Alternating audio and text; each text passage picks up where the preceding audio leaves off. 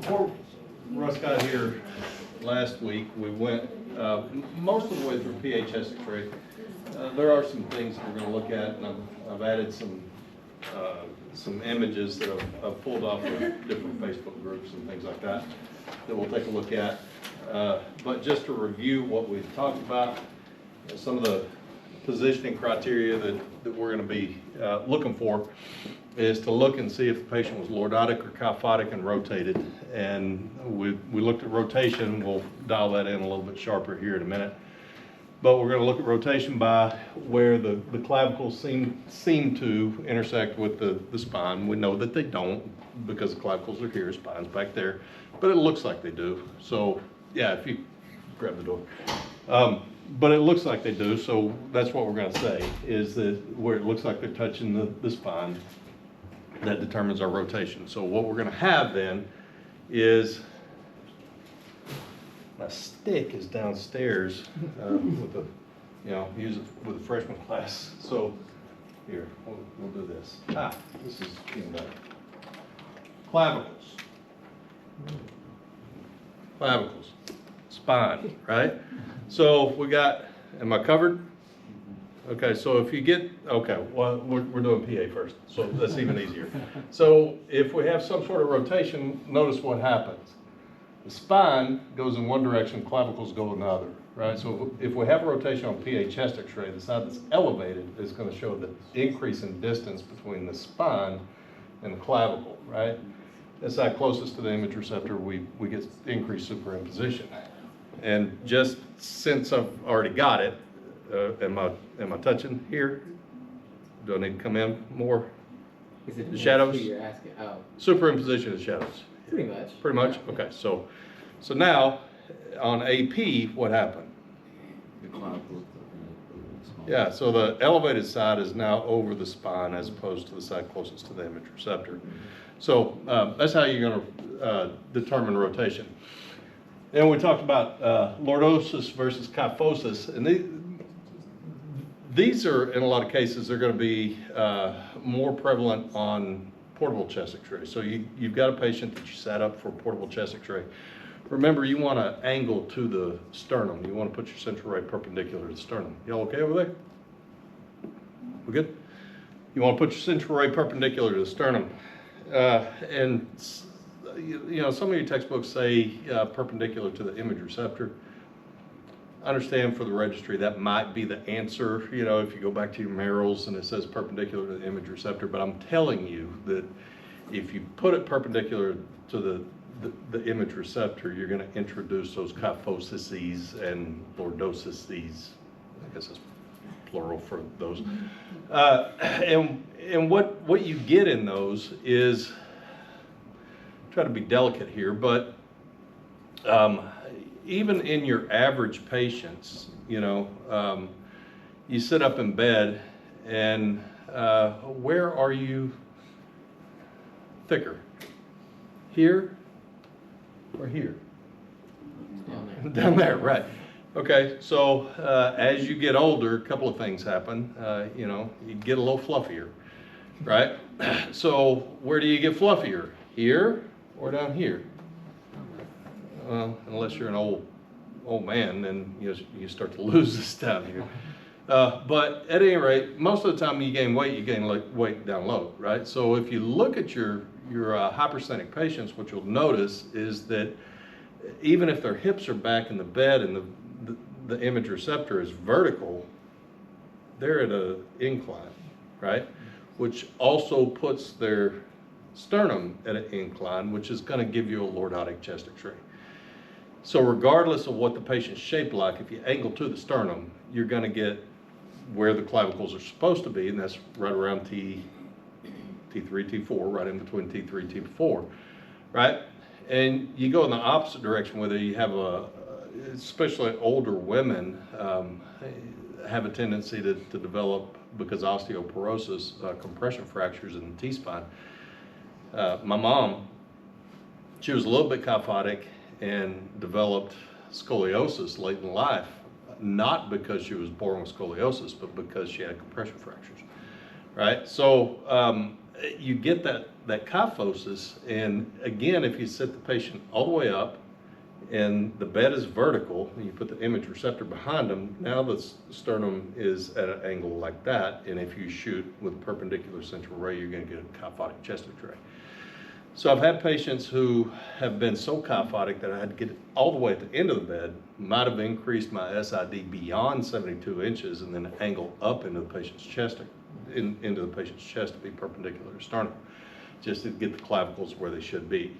Okay, so again, our evaluation criteria for all that is top to bottom. We want to see top to bottom. We want to see, you know, both sides. We want to see both costophrenic angles all the way up to the apices without rotation. We talked about how you develop or how you analyze rotation. Really recommend, hey, y'all are second year students. You're not just second year students, you're second year students 1 semester away from graduation. You know each other, right? It's not like first semester trying to, you know, figure out projections. I mean, move yourself around, and, you know, you don't have to memorize each one of these things. You just kind of position yourself, you know. Kyphotic chest X-ray, where's the clavicle, you know, slouch, you know, lean back, rotate your body, you know, feel your clavicle, you know, do whatever you need to do for the test to figure all this stuff out. So the clavicles around T4. The demographic for a PA chest X-ray that's probably going to give you the biggest issue, and we got plenty of them around here, is people with big beer belly, right? You tell them to put their chest up against the image receptor, and the top of that beer belly hits the image receptor, and what are they going to do? They're going to lean into it, which is going to put them into kyphosis. So most of the kyphotic versus lordotic are going to be portable, but there is some, you know, upright chest X-rays that you'll run into that as well. Okay, so things that you're going to look for that you might want to, you know, draw somebody's attention to is if the patient's suspected of having a foreign body or something like that. If the diaphragms are, you know, naturally the right diaphragm is going to be higher than the left, but if one of them is significantly higher than the left, indicates maybe the patient has some sort of obstruction. That obstruction may be a pathology, or it may be a foreign body. Look for absence of lung markings. I mean, I know we don't diagnose, but look for absence of lung markings. Might indicate the patient has a pneumothorax, right? Your demographics for spontaneous pneumothorax are going to be tall, thin. Nicholas would be a good example. Runner's build, swimmer's build, something like that. You know, they come in and they say, I don't know what happened. I just can't breathe, and I got the chest pain, and they truly are, you know, showing signs of respiratory distress. They coughed and dropped a lung. Okay, so it's non-traumatic, spontaneous pneumothorax. And when I say that they dropped a lung, their lung will be about that big, right? Beautiful rib series, okay?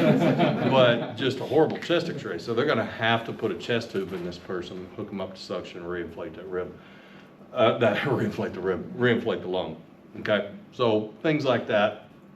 Other things like, you know, presence of cancer and things like that, you know, that's not emergent, but something that might kill a lung certainly would be. Chest tube placements, you know, somebody probably needs to see central lines, look for central lines. Central lines aren't as important to see where the central line is going as what is, and you don't see this all that often anymore, but, you know, subclavian, you know, if they drop the subclavian, most of the time they're going to go IJ, but if they happen to put a central line in it, subclavian, what does that mean? Under the clavicle. What's under the clavicle? Ribs. What's under the rib? Lungs. So they get to digging around in there. I'm not going to say it's uncommon, or I'm not going to say it's common, but it could happen that they could puncture a lung. So if they puncture a lung and the line is going and it's not, you know, in ideal place, what's the more important thing there? To diagnose the pneumothorax or diagnose where the line placement is? Line placement, somebody needs to see that, right? Even if the line, and again, most of the time they're going to go probably IJ, But even if the line is subclavian, it's going up into the, even the internal jugular, how big of an issue is that? Is it big? Is it as big as you might think? I mean, let's walk our way through this. Okay, what is the jugular? Vein? It's a vein. So which way is the blood going? Back to the heart. Back to the heart. Not So as big. even if they push meds into it and it's going into the jugular, where are the meds going?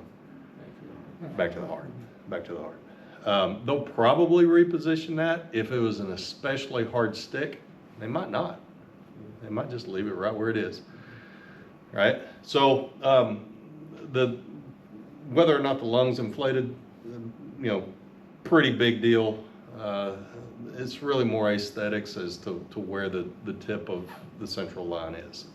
Unless it's like a Swan-Ganz or something like that that goes all the way through the heart into the pulmonary artery, they want to make sure that that's going there. Other things we're going to look for is breathing tube, right? So if they've got a ET tube, where do we want it to be? Perfectly down the spine. Right over the spine, above the level of the carina, right? So right above where the trachea bifurcates. Kind of tough to see on this one, but most of the time it's a little bit darker. So above the point where the bronchus become individual bronchi, you want it in the trachea. And the reason for that is because they drop it in there. And where's it most likely to go if it goes into a bronchus? Right main stem, right? So right main stem, if it's in the right main stem, let's say it goes down into the right main stem, what holds it in place is a balloon. And a balloon does two things. One, it holds it in place, but it also makes sure that the air goes in, and it, air kind of like water, bless you, is going to follow the path of least resistance. So if it meets resistance, it's got to push the diaphragm down and push the ribs out. So if it meets that resistance, which is going to be relatively significant, it's just going to make a U-turn and come back up out of the patient's nose or mouth. Okay, so the balloon prevents that from happening. So the balloon seals it, plus it holds it in place. So if it's inflated in the right main stem, what's happening to the left lung? Nothing. And if it's there long enough, what's going to happen to the left lung? Yeah, you're going to have a collapse. All right, so we need to make sure, again, we're not making a diagnosis, but you need to be able to pick up on certain things because it's basic patient care. So what if they drop a feeding tube into the patient, be it a Dobhoff or a NG tube? Where do we want to see it going? Right, below the diaphragm, off to the left-hand side, evidence that it's in the stomach. Now, clinically, for the most part, they can assess both of those things, right? They can assess, they can listen to the lung, they can push some air into the stomach to see if it went.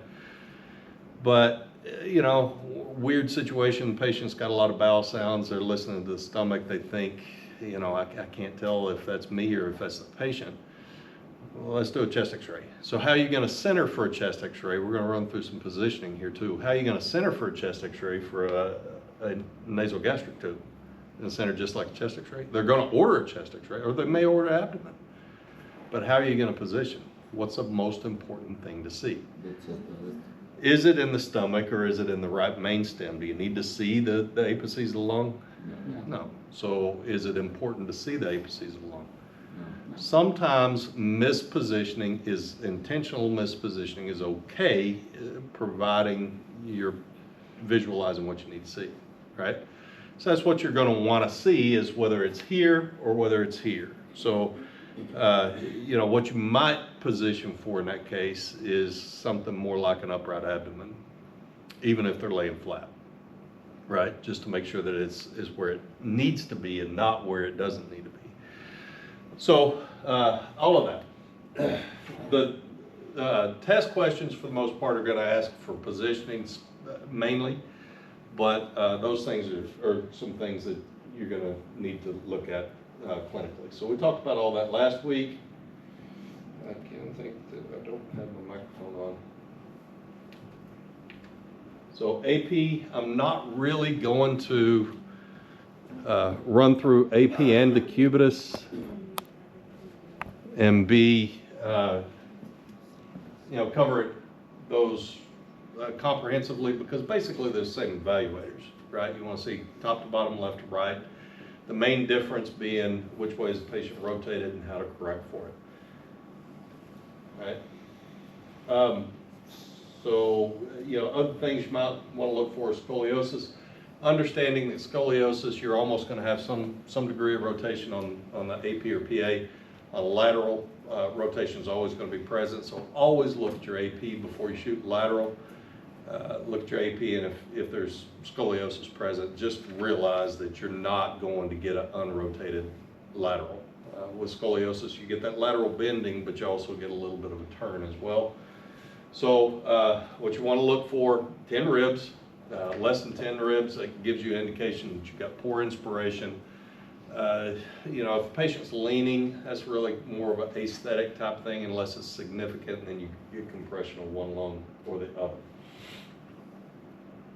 All right. So if you're shooting AP, this is usually an AP thing. We talked about it in specific populations, and very small little old men, sometimes they hold their shoulders up.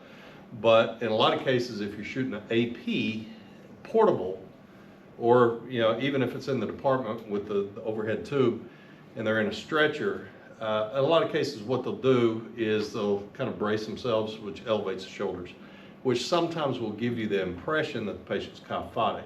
In both cases, what you'll get is a V shape of the clavicles, but what determines kyphosis is not that V shape, but it's where the clavicles, the medial end of the clavicles, look like they're hitting the spine, right? That should be T3-4, right? If you got that V shape and it's still T3-4, then what you've got is the patient's shoulders are elevated, and if it's an AP, it very well could be that the patient is, just holding themselves up. All right, so your steps in positioning for an AP on a stretcher, be it portable or in the department, would be to get the patient set up well. This thing does go down, right? So put some weight on it. So you walk into the patient's room, and most of the time their hips are not in the bend of the bed, right? So your first step should be to lay the patient down. If there's two of you, and hopefully there will be, get the draw sheet, have the patient bend their legs up. Both of you, help move the patient up so that their hips are right in the bend of the bed. If you don't do that, then as you elevate the patient's going to be slouching, right? And the problem with that is that you might not get the patient all the way upright, and again, you're going to have to angle to the sternum. You may not see air fluid levels, a variety of things. So get the hips in the bend of the bed, move the patient up. The other thing is, in a lot of cases, phone out of my pocket, the patient will be kind of kicked up on one hip, right? So how do you fix this? It's the easiest thing in the world to do. Just pull the draw sheet, so whichever side they're facing, and warn the patient, because it kind of surprises them how quick they straighten up. Tell the patient, I'm going to pull this, and you're going to lay flat on your back. So give it just a little bit of a tug, and they'll straighten up, right? So understanding patients are sick, and so early on you might think, well, I'm just going to tell the patient, I want you to move up in bed. All right, so they're already sitting up a little bit. They got this little slouch going on. And you tell them, I want you to move up in bed. What do? Just grunt, and they push, and they sweat, and they're right back where they were. So just lower the bed, right? Lower the bed, pull them up in bed, tell them have them help, certainly. But, if you just tell them, I want you to scoot your hips back in the bed, you're just wasting your time, you're wasting your effort, you're wasting their energy. Just lay them down, pull them up. straighten them up, set them up as much as possible. And you might want to place your image receptor before you have the patient all the way up. Reason for that is because the older, you're going to find this out, the older you get, the less flexible you are. Don't ask me to touch my toes. It just, it's just not happening, not with my legs straight. So, you got your patient laying flat, their legs out in front of them, and you set the bed up as far as it will go, and then you pull the patient forward and you jam the image receptor behind them. It's going to hurt, right? You might take some skin off the patient's back. And then you got an incident report you got to fill out. You might bring them up a little bit, place the image receptor, and bring them up some more. Make sure that as the bed came up, that the image receptor didn't get all wonky on you. Make sure it's still straight. So just steps. All right, so elevated shoulders we talked about. They didn't draw the beer belly on this guy, but that's what you get with a patient with.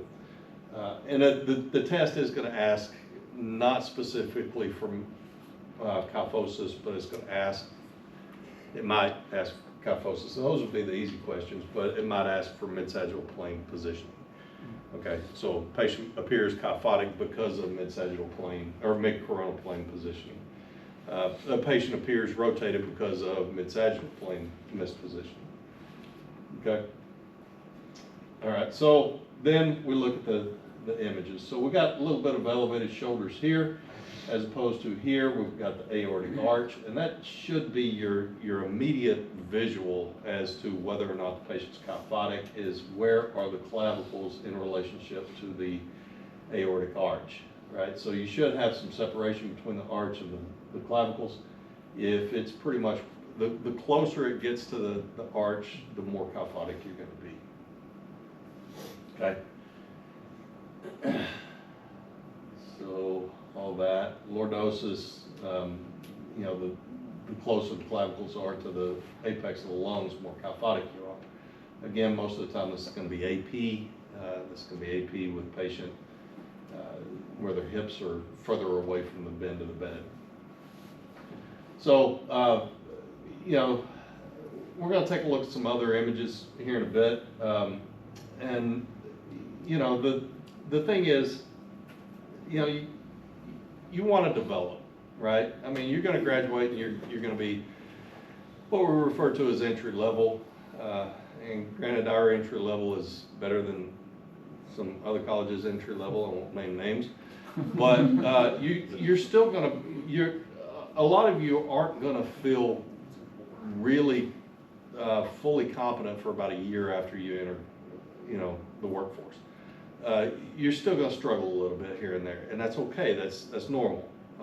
Some of you are going to nail it right out of the box. Some of you, it's going to take about a year to get your feet truly underneath you.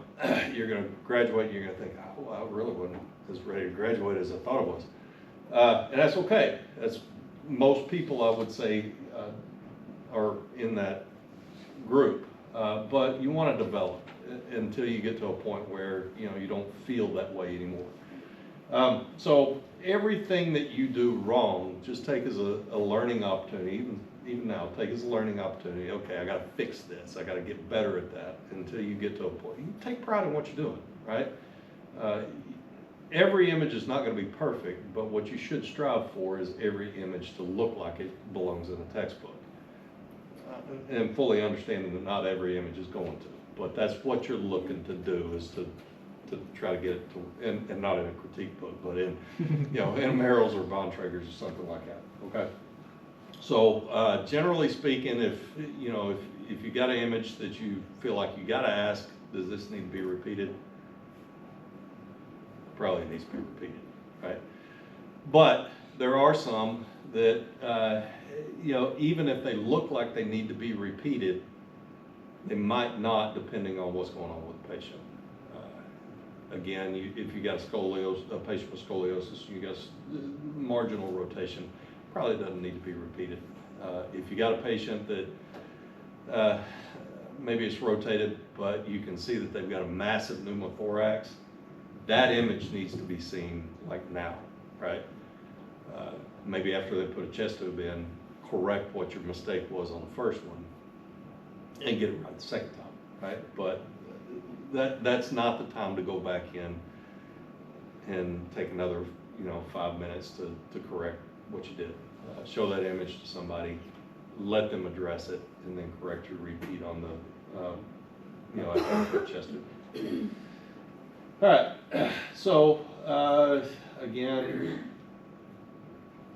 just more of the same stuff. So you're going to have on a PA chest X-ray, if the patient just rotates their head, they're going to demonstrate just a little bit of rotation, not enough rotation to really get in a twist about. No pun intended.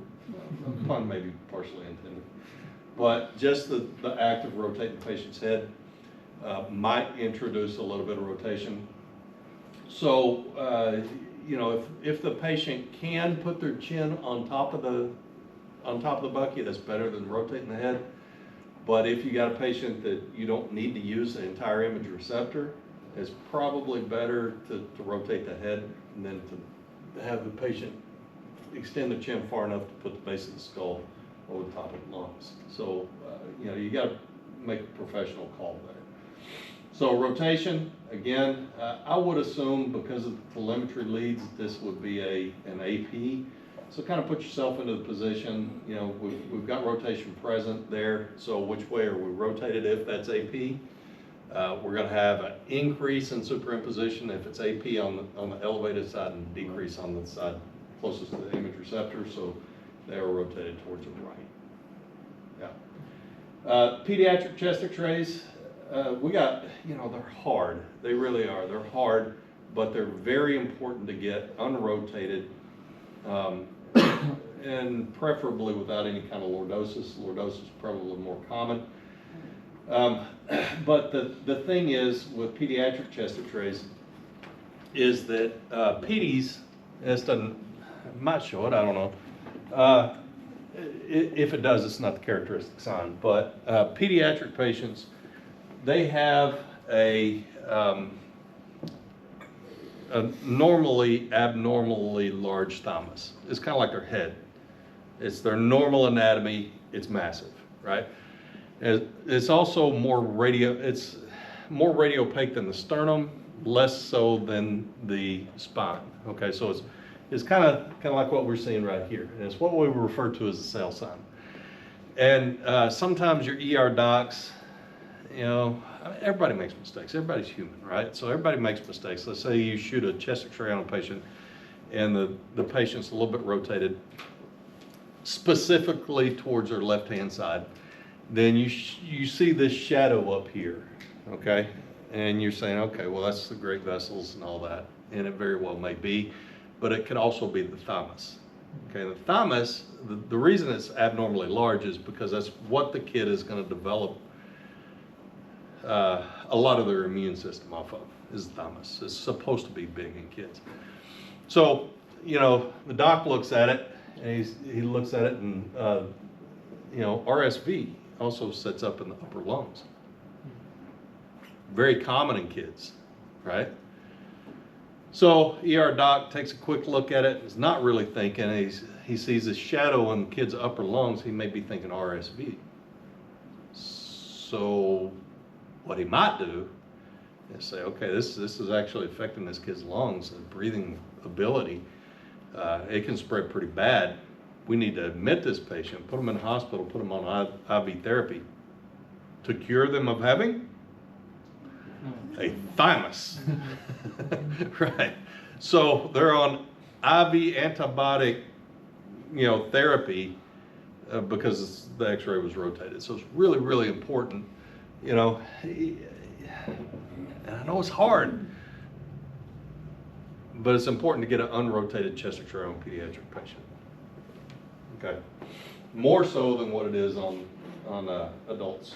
So rotation, when to repeat, it depends on the amount of rotation. It depends on the patient's their ability to cooperate. Do they have scoliosis?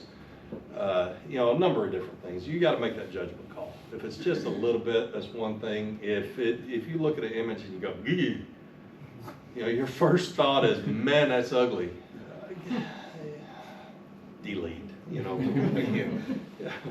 So, exploration chest X-rays. There's a couple of reasons we might do exploration chest X-rays.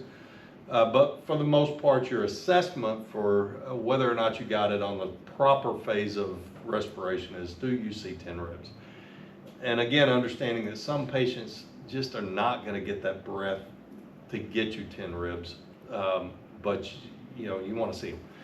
So the times that we might want to shoot an exploration chest X-ray, there's two. Do we have an obstruction? Is it a foreign body obstruction or a pathologic obstruction? Doesn't matter. Doesn't matter. What we're looking for in that case is, does one diaphragm just not move, right? So if between inspiration and expiration, if that diaphragm doesn't move, then you got a full obstruction there, and again, you're going to drop a lung. Best case scenario, possibly kill a lung if they don't fix it. And the other is subtle pneumothorax. All right, so if the patient had, you know, you've got, they rate pneumothorax by how much of the lung is collapsed. So maybe 10%, 20, 50%, whatever. 50% would be huge. 50% pneumothorax, you're going to see a separation between the rib and the lung is going to be massive, right? So it's going to be here. But a 10% pneumothorax is going to be way up there. So how much lung marking do you see above this third clavicle? It's tough, right? It's hard to see. So with inspiration and expiration chest X-ray, it's becoming more rare to do that. But with an inspiration and expiration chest X-ray, what we might be able to do is, if the lung margin is right under that third rib on inspiration, on expiration, it may move out from under that. We can visualize that. So two reasons to shoot inspiration and expiration would be foreign body, subtle pneumothorax, just to move the edge of the lung off of that rib and see it a little bit better. So all that stuff, a lot of this stuff is stuff that we've talked about before. Other things that we might see is hemothorax is really kind of an archaic word. I think it's still on the test, but it's not hemothorax, hydrothorax. Hydrothorax is basically pleural effusion. Hemothorax, blood. You can't tell on X-ray if it's blood or if it's, you know, pleural effusion, but anyway, they present the same. So the things we're going to be looking for is all that stuff. Pneumo versus a bleb. You know what a pneumo is? A bleb is a little bit different. It's you remember the definition of breathing disorder where they can't breathe out. Emphysema. Emphysema. We say emphysema is hyperinflation of the alveolar sacs, right? And it is, but a bleb is hyperinflation. So where a pneumothorax follows the shape of the lung and the thorax and the ribs, a bleb will look like a scallop-shaped pneumothorax in the middle of the lung. Okay, it's really odd looking. So we'll look for those. Lung cancer just looks, and I've got an image of lung cancer. Lung cancer just looks like a very light increased density on the image. So primary lung cancer is usually a single lesion. Metastatic lung cancer is just awful. It's all over the place. It can be all over the place. So all that stuff we're going to look for. We're going to look for free air below the diaphragm. And I will say that you're more likely to catch, less so now with digital processing, but with screens and films, you're more likely to catch free air under the diaphragm on an upright chest X-ray than what you were on an upright abdomen. And if you remember, from first semester positioning, we've always said the upright abdomen, that was one of the things we were looking for, was free air. As screens and films, you just burn it out. You couldn't see it. But on chest X-ray, you can see it. You could see it then better on chest X-ray than what you could on upright abdomen. So we're going to look for that there too. Hiatal hernia. If you have a patient with a hiatal hernia, If it's subtle, you're probably not going to see it, but if you get to a point where you've got an intra-abdominal stomach, and I've got an image up here that actually a portion of the colon goes over the heart, it's wild. But anyway, if you see air fluid levels right over the heart, chances are that's what you're looking at, is a intra-abdominal stomach. And you know, we call it incidental finding something that is not what we were looking for. A patient comes to you and they're complaining of pressure in the chest, and you're thinking it's something that has to do with the heart. You see a intra-abdominal stomach. It's not exactly an incidental finding, but it is something that you weren't really expecting to see. So Swan-Ganz, catheter goes all the way through. We've got a chest tube over here, chest tube placement. You know, we want to look for two things. One is chest tube placement, but also, is the lung reinflating? Central lines, again, they should terminate somewhere close to the right atrium.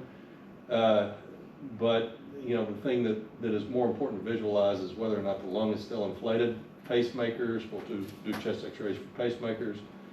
Dual lead pacemakers, this should be a little bit darker over the heart. This, I think, was probably taken on film. I think digital processing probably would have ferreted that out just a little bit better. We got cancer there. I don't know what all we got going on over here, probably some cancer as well. Pretty good sized pneumothorax. You can see the edge of the lung right there. The first time you see one of these near total pneumothorax, you're going to stare at the image for about 10 seconds going, am I seeing what I think I'm seeing? And yes is the answer. If you see no lung markings and the entire lung is about the size of a dry erase marker, that's pretty much total pneumothorax. Expiration chest x-rays, we already talked about. Okay, foreign body. Notice the left diaphragm should be lower than the right diaphragm. Again, we may do inspiration and expiration to see that. Pleural effusion. Pleural effusion should show us a good air fluid level. And I know, you know, the rule of thumb and a testable question for identification of pleural effusion, any kind of air fluid level, is horizontal central ray, right? But you get a patient and they're in one of those beds that only sets up to about 70 degrees, and you use a horizontal central ray on that, you're going to get an undiagnosed chest x-ray. I'd encourage you to go back to your Merrills and look at the sinus demonstration with coconut. Okay, we stress that horizontal central ray. It's probably pretty important, but I don't think it's as important as we stress. Does that make sense? So take a look at the three images of the coconut with different angulations on the central ray. You know, they got one that's a horizontal central ray, and you can see a perfect air fluid level. Then they use a 45-degree central ray, and you can still see a pretty decent air fluid level. So if a patient's sitting up to about 80 degrees and you use a 20-degree caudal angulation to get a diagnostic chest x-ray, are you still going to see an air fluid level? Answer is yeah. If a patient's laying flat on their back, you're not, but you know, you're going to be able to visualize which lung probably has the pleural effusion just by the difference in density between the two. So how do we definitively identify pleural effusion? Is it with an upright chest x-ray? Decubitus. Yeah. Right. So, you know, you see something like this, you might follow that up, you know, with a attending physician or the radiologist, say, do we need a decube on this patient to see it? So free air, what you should see is you know, lung, then decidedly not lung, and then air underneath. You know, this can get so big that they'll refer to it as a pneumoperitoneum. And again, I added an image of that. Hiatal hernia, this is more like an intrathoracic stomach. So you got diaphragm, and then you've got, you know, that hole where the esophagus punches through, enlarges. And it's usually genetic, right? And then the stomach comes up. If it gets big enough, the stomach comes up, and you've got air fluid level directly over the heart. So that's metastatic lung cancer. And that's just a sad situation right there. There's not a whole lot they can do for that patient at that point. Hemothorax and pneumothorax. So we've got air fluid level there and loss of lung up here. Remember, words mean things, right? So atelectasis, what does atelectasis mean? Collapse of the lung, right? So we have a tendency to think of pneumothorax being collapse of the lung. It is not. Pneumothorax is air where it shouldn't be, which then causes atelectasis and collapse of the lung. So don't confuse those two. They accompany each other, but they're not the same thing. So lung abscess, if we have air fluid level up here, that's going to be, a lung abscess. There is a type of diverticulum that might show an air fluid level right there. It's what we refer to as Zenker's diverticulum. So Zenker's is upper esophagus diverticula, and you may see that. It typically is going to be on the patient's left-hand side above the aortic arch. So there's your pneumoperitoneum. There. I didn't take the history on this one before I pulled it off the internet. We've got a little bit of rotation there. Is that enough to go back and repeat? The answer is no. It's pretty insignificant, and this patient's probably got cor pulmonale. But again, I didn't get the history on that one. Tetralogy of Fallot. The tetralogy means 4 things. All right, so what we've got are 4 different things giving us this boot appearance of the heart. Okay, so again, we've got some rotation there, but they're probably following up. To truly get the size of the heart shadow, you probably should try to get as little rotation as possible on that. So diaphragmatic hernia. Some of these I took off my phone and then I emailed them to myself. And so I've got this, I need to, save these and crop them, but this colon way up above the heart. It's just a massive diaphragmatic hernia. So what do we got going on with this one?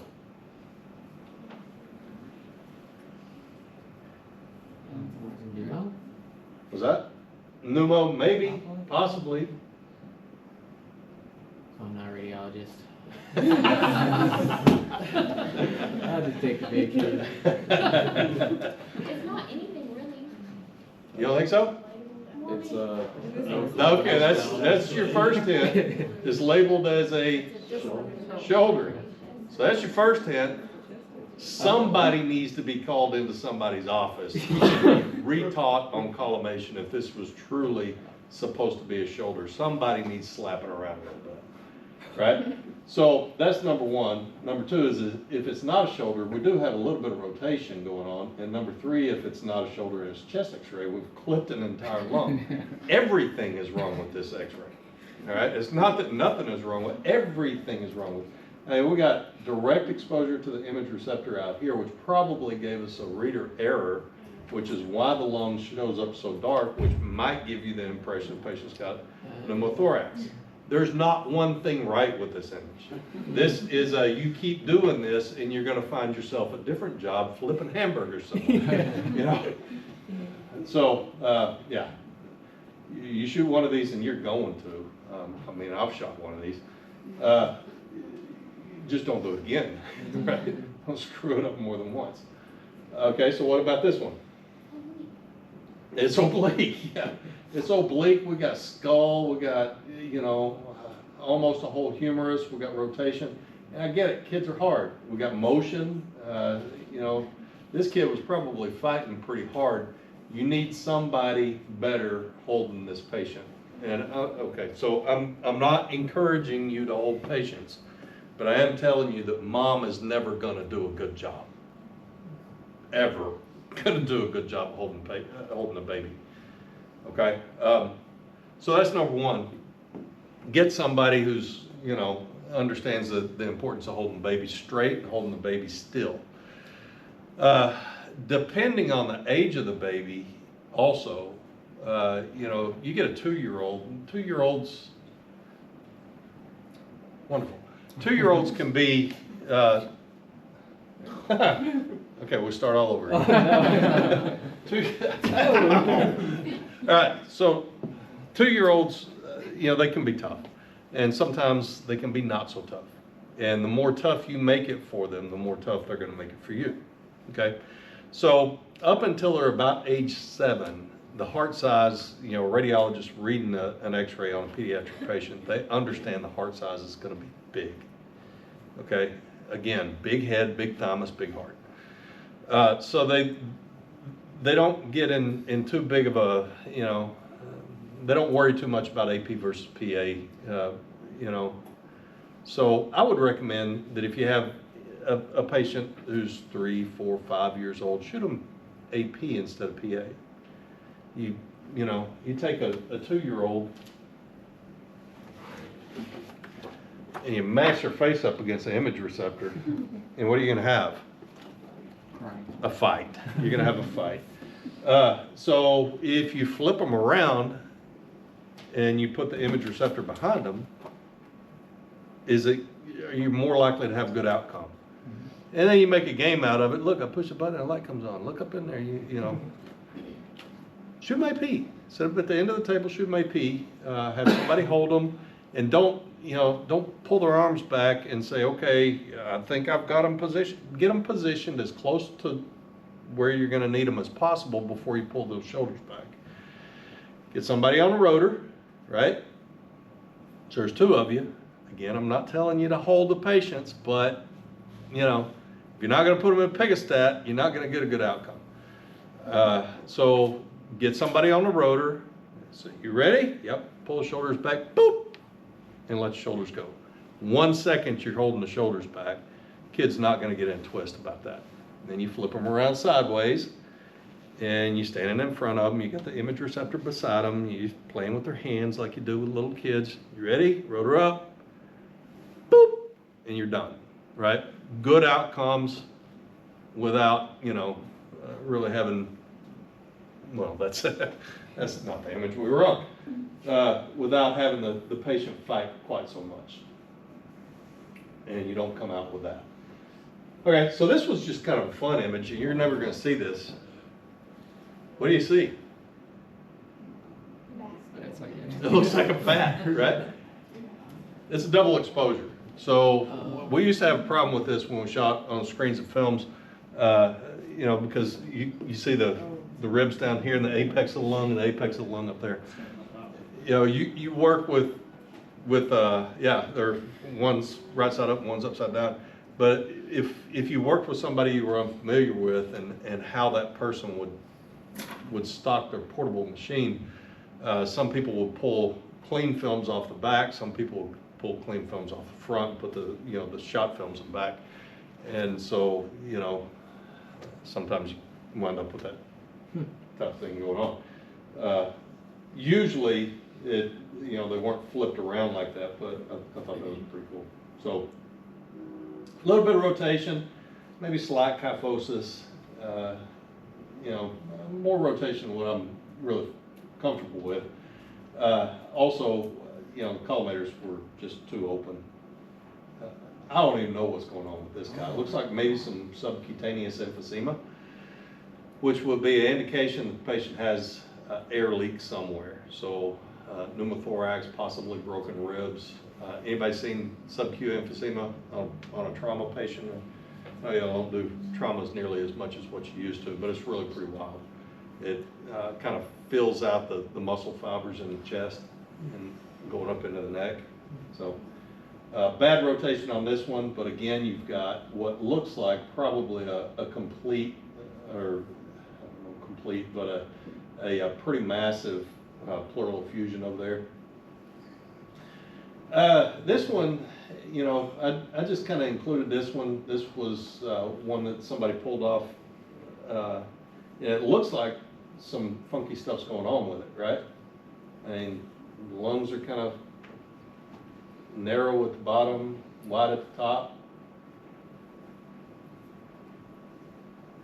Aside from possibly some underexposure, I think what we've got going on is somebody took a photo on their phone off of the image that gave us a distorted view.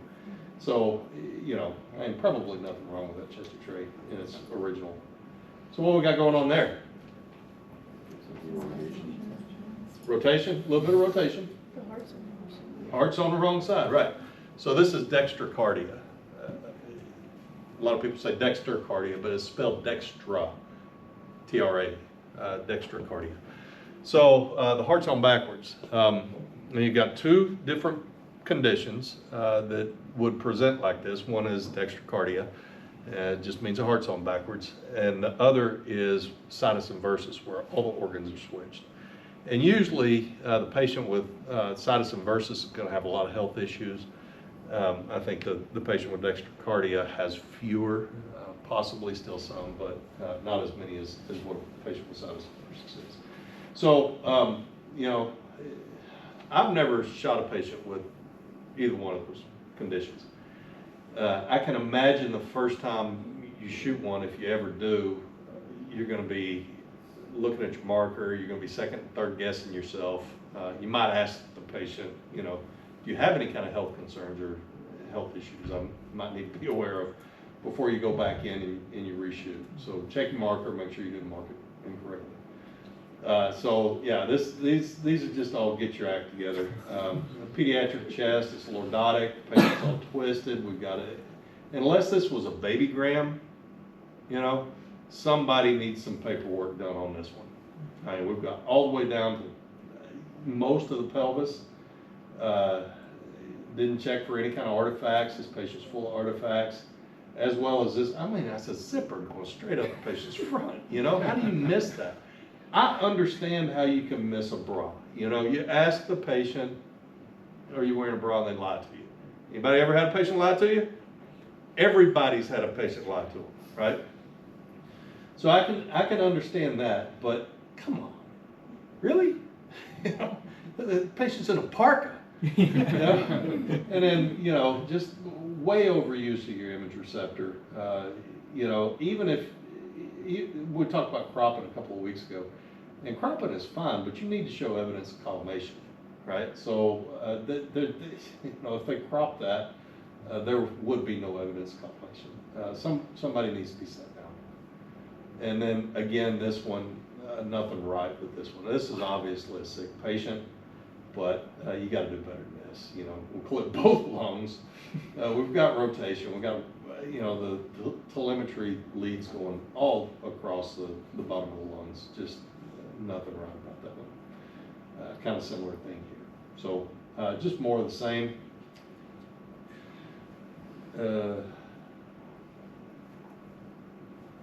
So, oh, this was subcutaneous. It's definitely subcutaneous emphysema. Probably rib fractures, probably in a trauma. I'm not going to study it close enough to tell. So, let's talk about decubitus and we'll pull up there. I think we're pretty close to an hour here. So decubitus chest X-ray, I hadn't intended to spend this much time on AP and PA, but decubitus chest X-ray, a few things about it. And we're not going to go through an analysis because our analysis for decubitus is the same as analysis for PA and AP. I'm just going to give you the tips that I've learned over my career. And, you know, with a decubitus, you're looking for something specific, right? So you're either looking for free air where the patient can't stand up, a pneumothorax, or you're more commonly what you're looking for is pleural effusion, right? And, you know, understand in both of those cases, especially pleural effusion, you got a really sick patient. Most of the time they're going to be elderly patients. And again, we lose flexibility the older we get. So going back to AP versus PA, we're not really looking for the size of the heart. We're going to be shooting most likely at 40 inches anyway. The heart's going to be magnified. It doesn't matter if it's AP or PA. Okay, I don't care what Merrill says. We're going to be shooting at 40 inches. Heart's going to be magnified. Doesn't matter if it's AP or PA. So now, with that knowledge, you've got a patient and they're not as flexible as they used to be, right? And so what you want to do, let's say we're shooting PA, is you've got to get the arms straight up over the patient's head, right? And they might not be able to do that. They may have rotator cuff issues, and whatnot. And so now you got a patient whose arms can only get up that high, but you need to see the apex of the lungs. So the top of your image receptor is going to be way out here, okay, which is going to put your image receptor at an angle like that. It's going to have all this soft tissue over it, right? So you got distortion, you got soft tissue over it, you got an uncomfortable patient, angled image receptor. So again, the distortion, increased OID, so you got magnification. It's a disaster, right? So if you put the image receptor behind the patient, shoot a P instead of PA, how much of that do you alleviate? You might still have an issue with some of the soft tissue, but it's probably not going to be as significant as what it was PA. Okay, so I recommend that you shoot your decubitus images for, for pleural effusion chest X-ray images, AP instead of PA. It's just my experience, you get a better outcome.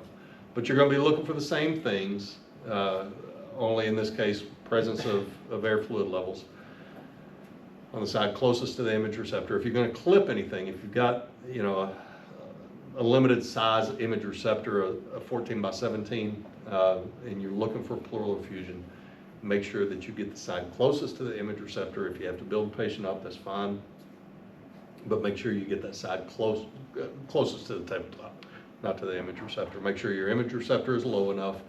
Make sure that, if you're doing a portable, what you might want to do is slide the patient to one side of to where the back is close to the rails, so that you can drop the image receptor below the rails just a little bit, right?